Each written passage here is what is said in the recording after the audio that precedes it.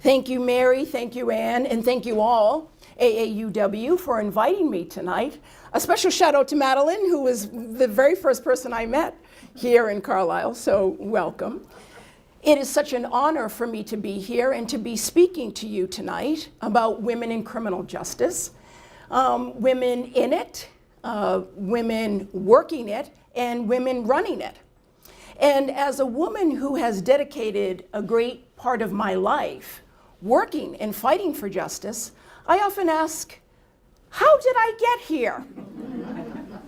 When I was a child, growing up in Boston, there was a race riot of sorts over school busing. And that was when, of course, the debate was whether you could send black children to white schools and white children to black schools. And really, it tore the city apart. And we really believed that that question about racial integration in schools had been answered by the 1954 decision, Brown versus Board of Education. But really, what happened was the court, bowing to social pressure, and when asked, well, how quickly shall we integrate, Justice Frankfurter wrote and modified the opinion that we know as Brown 2 in 1955 and said, with all deliberate speed. And with this stroke of a pen, he changed lives forever. Because what that meant essentially was that integration might happen never. And as we can see today, many schools still remain racially segregated. But what I learned as a child was the power of the law, the mightiness of the pen to change people's lives. And that's what attracted me to fight for justice. Now, women in criminal justice, we've been defined sort of by the social norms that were established about 4,000 years ago in the Code of Hammurabi in ancient Mesopotamia.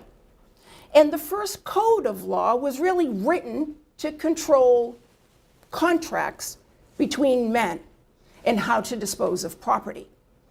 And even though women at the time, they could be enslaved by becoming concubines as the spoils of war, what happened was it became much easier for men to go to a father who had a daughter and merely pay him 50 pieces of silver to have the daughter become his wife. Now, this concept of ownership in the marriage contract, something that you may all know if you're fans of Beyonce, because she'll tell you to put a ring on it.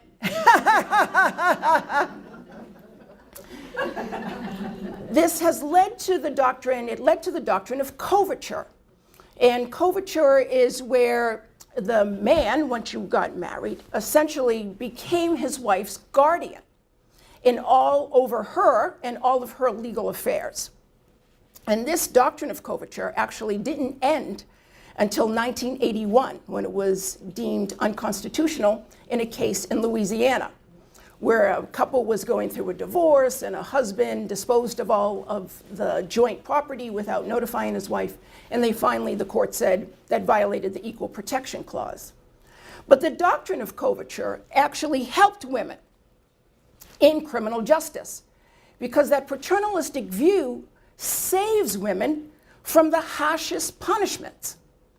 So when I was a death penalty defense attorney, we would often click our heels in joy when we got women clients, because we knew we were going to be able to get a plea deal for a sentence less than death in that case, because American society does not like frying its mothers and sisters. They just don't. Statistics bear me out. Because if you look at the 2,700 plus people on death row across the country, only 55 of them are women. So it's something that benefits us as a whole. But on the flip side, well, when you do see women getting arrested early in history, you see them when women are getting together to agitate for their independence.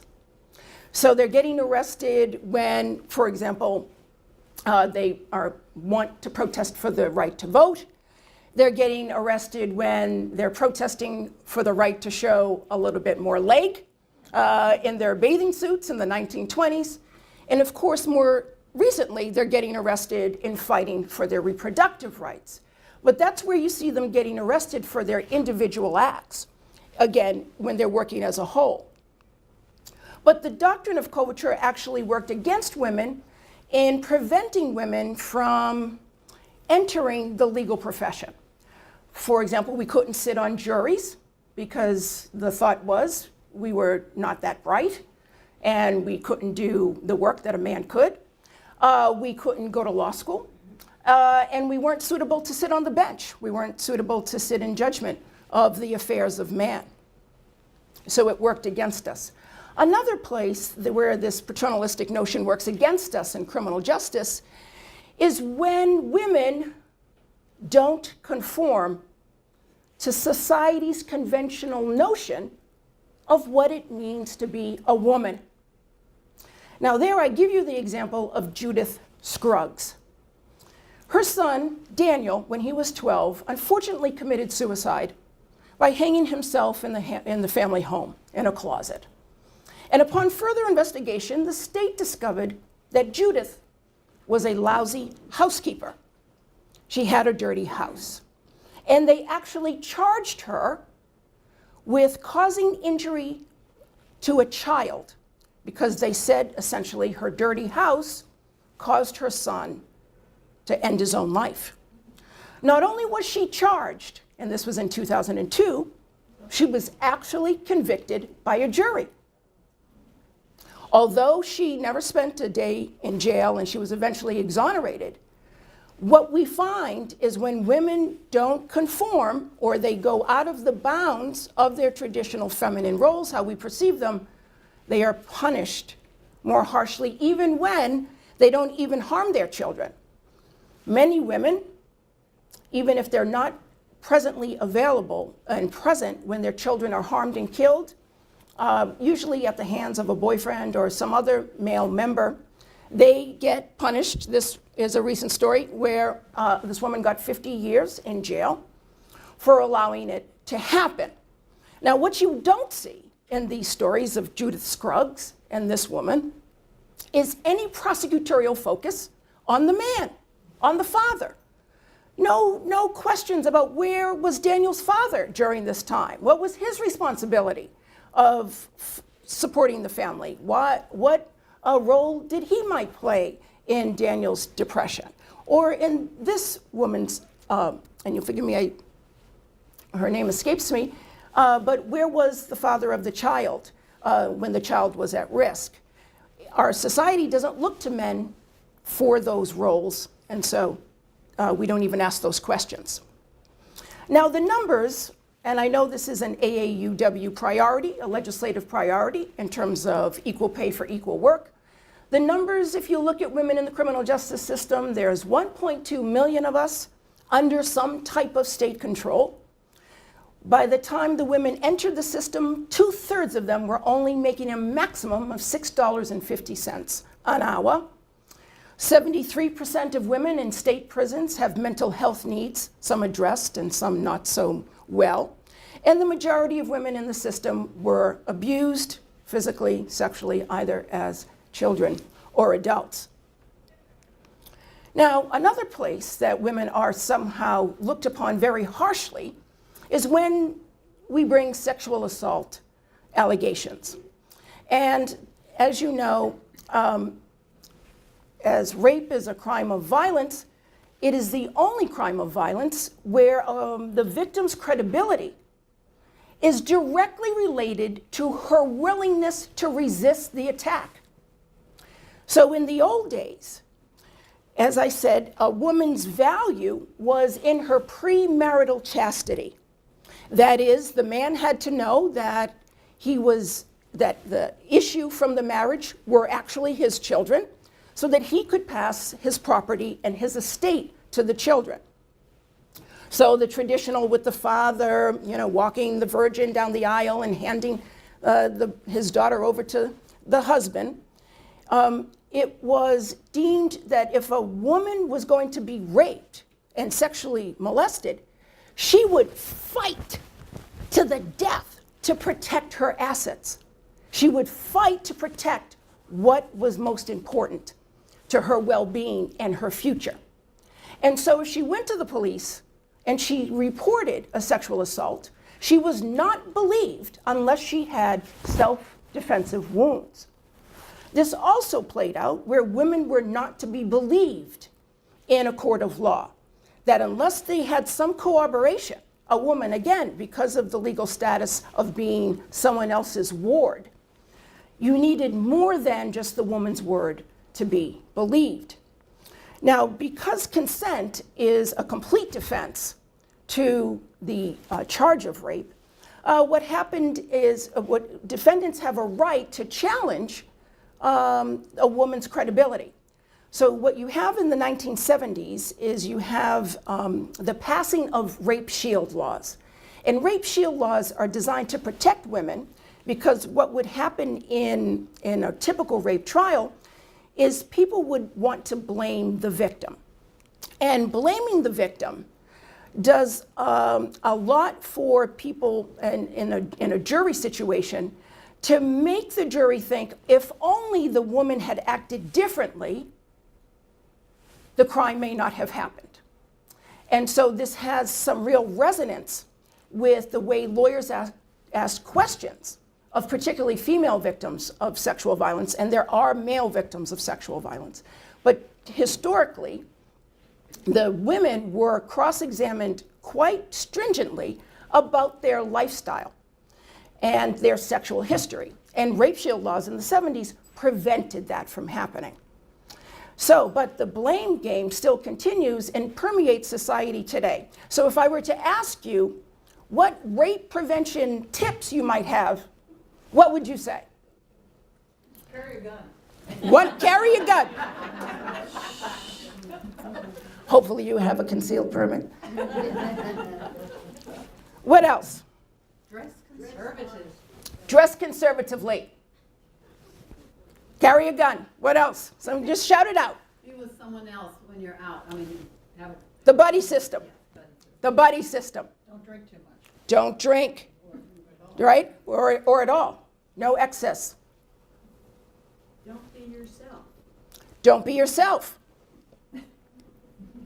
Sort of wear a mask in terms of how you project yourself. Don't go out after dark. Do not go out after dark. Now, all of these are things that have crossed our minds, and they're in pamphlets for all college students, and they're all well worn and accepted. But what a lot of people never focus is really rape prevention tips, according to the comedian Sarah Silverman. She says, "Dear men, don't put drugs in a woman's drink." This is her rape prevention tip. If you see a woman walking down the street, don't rape her. If you feel you have to rape a woman, use the buddy system and ask a friend to accompany you at all times. Carry a rape whistle. If you feel the urge to rape, blow the whistle real loud and someone will come and intervene. Now, of course, I am absolutely not making light of sexual assault, but I use this point to illustrate how our minds all focus on the woman who's the victim and not necessarily on the perpetrator. And that's just the way we've been socialized. We're not to blame for it, but we can do something about it today by raising our sons and talking to our male relatives and others. And women rape too, but they tend to rape younger children because that's who they're around all the time. Rape, as you know, is about control and violence, and it's really not about the sex. I'm not talking necessarily about women rapists, although they do harm people sexually. In general, though, we tend to want for the woman to take that extra step, and it's a step that we would never tell our sons to take. Now, rape shield laws were challenged in a rape case at the Naval Academy, and this is where Rape Shield doesn't necessarily apply in the Uniform Code of Military Justice. And I was a Navy JAG officer. JAG stands for Judge Advocate General. And I was also enlisted in the Army Reserve many, many moons ago, where I was a medic. So I have familiarity with the UCMJ. And there's a saying that military justice is to justice what military music is to music. There's very little resemblance.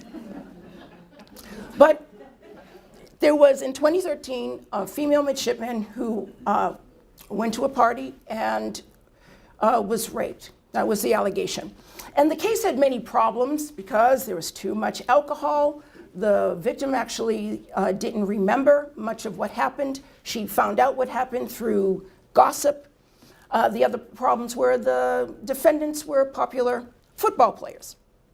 And during a preliminary hearing, called an Article 32 hearing, Rape Shield laws don't really apply.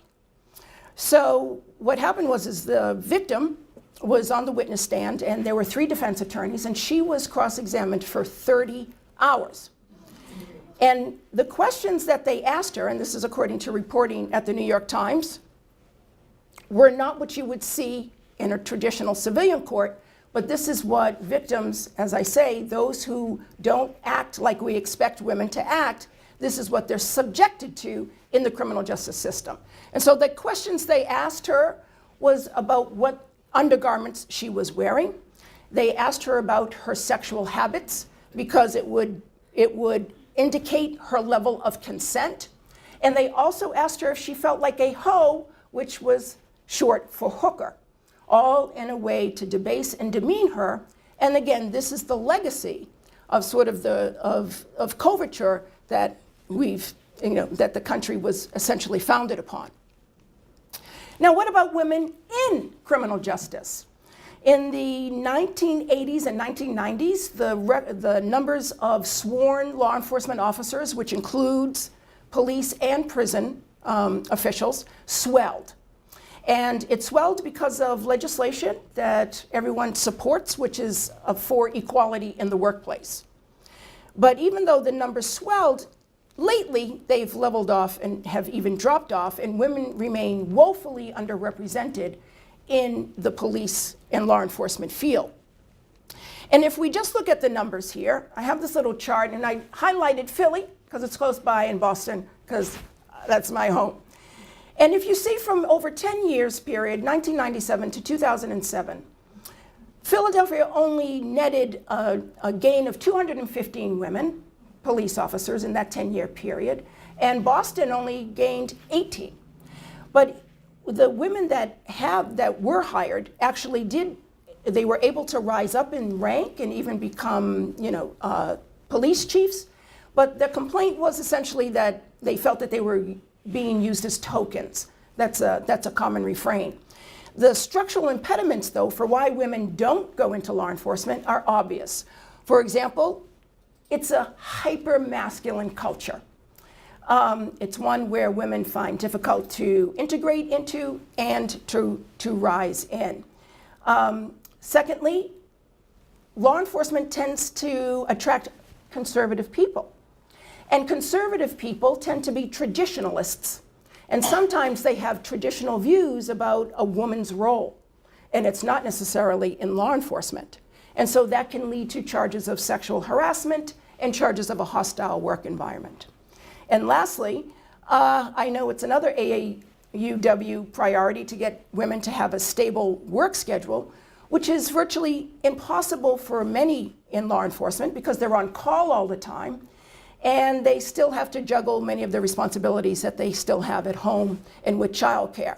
As opposed to some other women who are always on call, like women physicians, they tend to be in a higher income bracket and can sometimes hire outside help to help with those other duties that some of us, that's our main responsibility and our main job. So they can't juggle it all. So those are the major impediments.